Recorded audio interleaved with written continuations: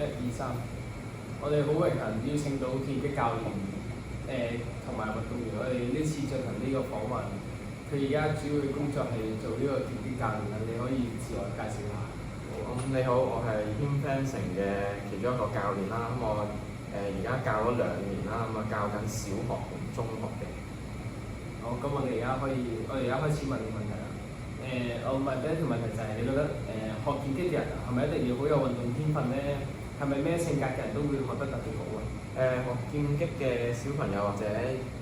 青年咧，佢哋唔使好高嘅運動天分嘅，同埋佢哋性格咧，如果學得好嘅話咧，佢哋比較沉穩性格嘅同學仔咧，學劍擊會比較好嘅，因為劍擊佢需要好多嘅觀察啦，同埋要閲讀對手啦，去做呢個嘅進攻嘅。咁我想問啊，咁你當初應該都係由運動員轉做教練啦，或者你1、2年平時做緊啦。咁其實心態上最大嘅轉變係咩？做運動員嘅時候，你係要盡全力去吸取呢個知識嘅，你劍擊上面嘅知識啦。咁如果你要做教練咧，你要將啲知識教翻出去咧，就要你有良好嘅溝通能力啦，同埋表達能力都要清楚咁表達俾學生聽，佢做緊乜嘢，佢要做乜嘢。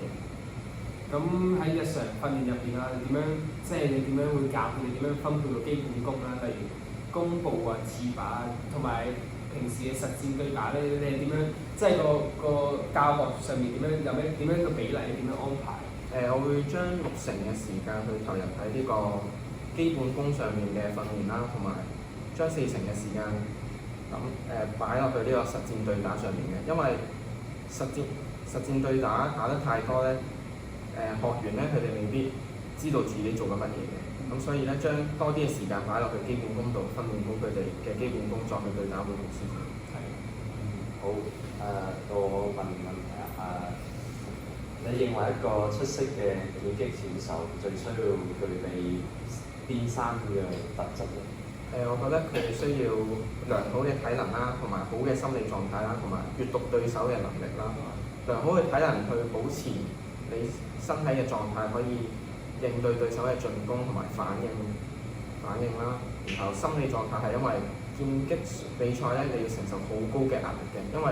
一劍嘅失誤咧，就可能令成場比賽咧就輸咗㗎啦。咁閲讀對手或者閲讀比賽嘅能力咧，就非常之重要嘅，因為你要明白對手想做乜嘢，先可以去有一個應對嘅方法嘅。好。下一條係香港而家咁多小朋友都係學劍擊啦。你覺得新一批嘅小朋友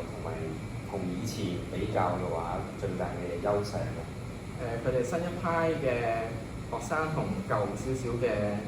劍擊選手比咧，佢哋而家咧有好多嘅資源去俾劍擊呢項運動上邊，同埋而家劍擊咧都比較國際化啦，所以咧就會有唔同國家嘅流派咧喺香港呢個地方融合，所以而家會見到好多唔同風格嘅選手。好。如果有一位即係成年人啦，大概20-30歲，話佢想好認真咁樣學劍擊，甚至想去比賽嘅話，你會鼓勵佢啊，定係勸退佢？我會鼓勵佢嘅，因為劍擊呢項運動咧，而家都有啲好有元老級嘅比賽嘅，佢哋係40歲或者50歲都可以參加嘅。咁同埋成年人學劍擊有個好處嘅，佢哋嘅理解能力比較高啲啦，所以佢哋執行一啲指令上邊咧，佢哋會比較容易去執行嘅，比起小朋友嚟講。好，喺劍擊3個項目，花劍、配劍、重劍當中啦，你最專長同埋最中意嘅係邊一個？我有玩過花劍同重劍啦，咁我最後咧我係選擇玩重劍，因為重劍上嚟講咧規則係最少嘅，同埋都比較自由，但係咧佢需要注意嘅事項比較多嘅，因為重劍咧佢係全身得分嘅，咁咧你要比較謹慎去進行呢個對戰嘅。花劍咧就係個節奏上咧會好明顯睇到嘅，咁我選擇重劍原因就因為咧重劍可以有多啲唔同嘅招式去使用。初學者最常犯嘅技術錯誤係乜嘢？應該如何改善呢？初學者佢哋成日犯嘅錯誤就係個進攻嘅時候咧，手咧係冇伸直到嘅，因為我哋劍擊裏邊咧講求咧，我哋手要出先嘅，所以咧手冇出到咧係一個好大嘅錯誤嚟嘅。咁如果我哋點樣改善咧？我哋只要留意我哋做練習或者做步法嘅時候，進攻嘅時候咧，要手即刻伸直咗先，再進行你嘅弓步或者做擊打嘅進攻，所以咧就咁樣就會可以改善到呢個比較常見嘅技術錯誤啦。現代嘅劍擊同埋過去對比啊，就有咩明顯嘅變化同埋發展？現代嘅劍擊同過去比咧，而家劍擊嘅比賽咧就多咗好多嘅。咁啊，最近都有一個叫做加利世界錦標賽嘅嘢，就喺香港舉行。咁啊，比起前10幾年咧嚟講咧，香港而家係多咗好多呢啲世界級嘅劍擊比賽，去發展得比較好嘅。好，咁想問下你如果想喺短時間內提高自己嘅水平咧，你會建議選手優先專注邊一項訓練？我會比較推薦劍擊嘅選手去進行呢個步法上嘅訓練多啲，因為劍擊上面步法嘅訓練咧係比較重要嘅，因為步法代表你可以步法訓練得好，代表你喺距離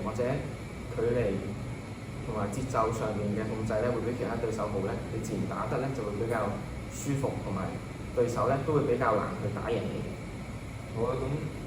如果你做運動員比賽同埋對比而家係企喺場邊度執教運動員，你覺得邊一個壓力比較大啲？我會覺得喺場邊度教人個壓力會大少少嘅，因為你做運動員比賽你係同自己負責啊嘛。咁如果你係喺場邊教人，即係代表你係對嗰個你教嘅嗰位同學負責，同埋佢後邊嘅屋企人去負責佢呢場比賽嘅成果。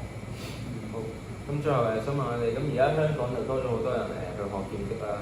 咁你覺得呢一個現象係對你嚟講係有好定係唔好嘅影響？多人學劍擊呢個現象咧，就比較對我嚟講係一個好嘅發展啦，因為多啲人就代表個競爭會大啲啦，同時個